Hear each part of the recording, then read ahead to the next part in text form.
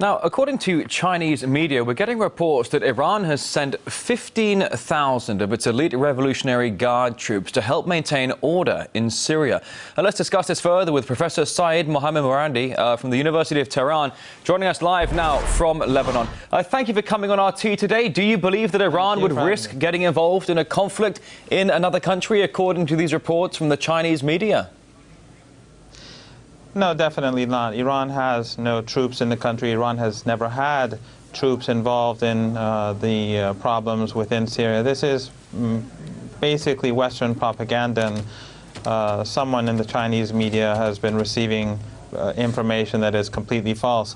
In general, the information that is produced in Syria and in the mainstream Western media comes from sources that are highly questionable, such as the Syrian Observatory for Human Rights, which is based in London. And it just, for example, the other day claimed that in Syria, babies in incubators in hospitals were killed, were murdered by the government. And this is the second time they've produced such propaganda. And it reminds of one of what the Western media did before the war in Iraq. Professor, if I may just jump in for a moment, I do apologize for interrupting, but you bring in the issue of propaganda here, that these reports, allegedly from the Chinese media, say that Iran has sent in upwards of 20,000 Revolutionary Guards into Syria. But you say it's propaganda, but many believe that the U.S. wants a regime change in Syria to weaken Iran. So, I mean, it's quite possible to imagine that Iran must be interested in the survival of Assad's regime. Well, definitely Iran does support the Syrian government, and it supports reforms in the Syrian political order.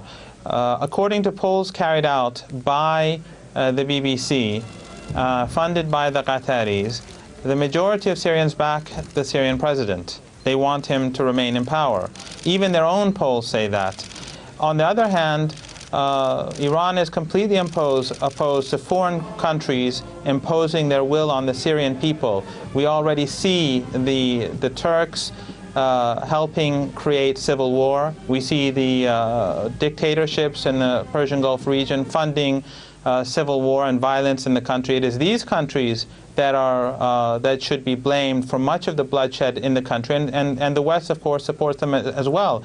But the Western propaganda machine inverts reality in what if they are so keen on democracy in the region, the United States and its allies should call on all Arab dictatorships to their leaders to step aside and to have elections, such as in Saudi Arabia, such as in Bahrain. As you say, though, that President Ahmadinejad, he does support the Assad regime ongoing in Syria, facing this pressure from the opposition. But Iran is now under severe international pressure over its nuclear program. We've seen the West bearing down on it even further in recent months. Do you think with Iran's support of the Syrian government, could Tehran really risk coming under even greater backlash if it in some way does support the Assad regime?